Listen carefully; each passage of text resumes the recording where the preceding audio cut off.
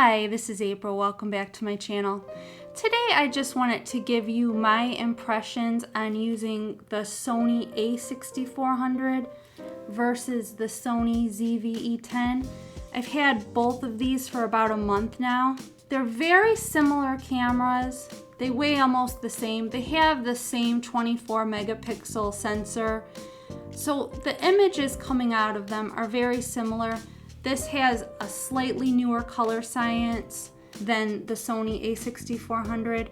The main differences are the way that the Sony ZV-E10, the screen flips to the side, whereas the Sony A6400, the screen flips up. At first, I thought this was a lot better, but I am not hating this flip-up screen at all. It doesn't bother me the way I thought it would. The record buttons are in very different places. On the Sony ZV-E10, it has this bright red record button, where the Sony A6400, it's right there in the grip if you can see it. Now I did not like where this record button was, but it's right where my thumb is gripping, so I'm finding that it's not that bad.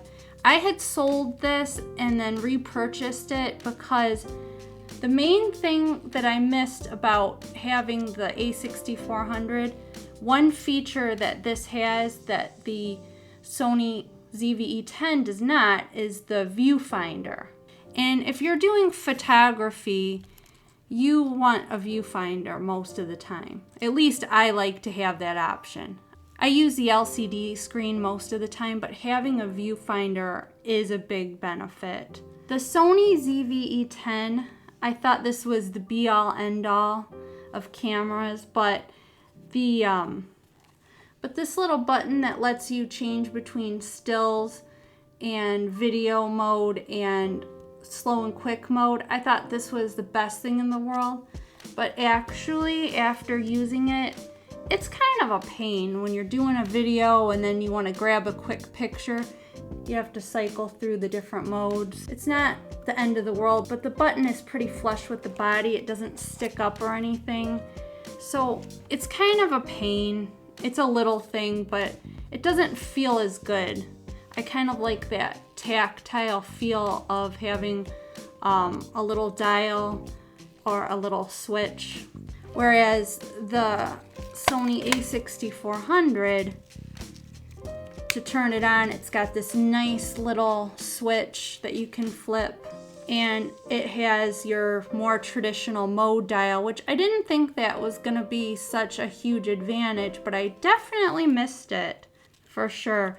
But these cameras perform almost the same. I'll show you some footage showing the difference. The Sony A6400 does not have electronic stabilization. It only has optical steady shot through the lens, if the lens has optical steady shot, which helps stabilize it a little bit. But it doesn't have IBIS, the in-body stabilization. The Sony ZV-E10 does not have in-body stabilization either, but it does have active steady shot, so it definitely helps having electronic stabilization. It helps a little bit. And if your lens comes with optical steady shot, that is an added layer of advantage. The Sony ZV-E10 records gyro data, so you can use this program called Catalyst Browse, which will help to stabilize your footage. It crops it in a little bit. The Sony A6400 does not allow you to use Catalyst Browse. It doesn't record the gyro data at all. So what you get out of the camera is what you end up with unless your editing software can stabilize it a bit. But I did a test outside to show you the difference with this having active steady shot on and this having just the optical steady shot with the kit lens.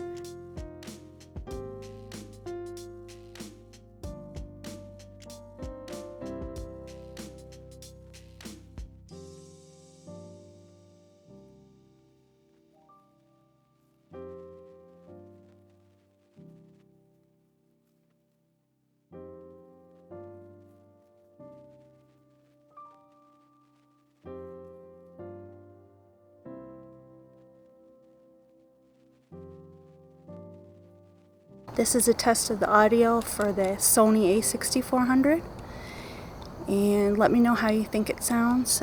This is a test of the Sony ZV-E10.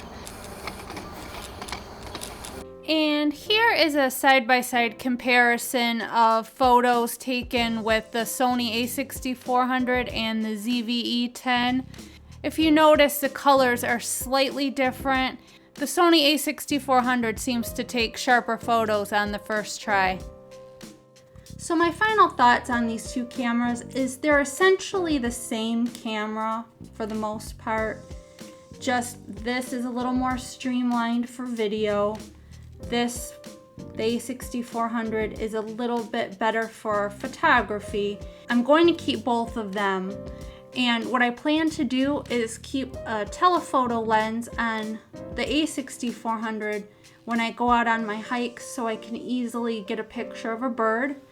And I will keep a wide angle lens or the 16 to 50 kit lens on the Sony ZV-E10 so that on that same hike I can take video of the surroundings in a wider aspect. That way I don't have to keep switching off on the two lenses.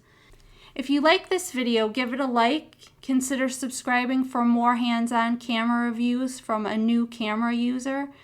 And see you next time.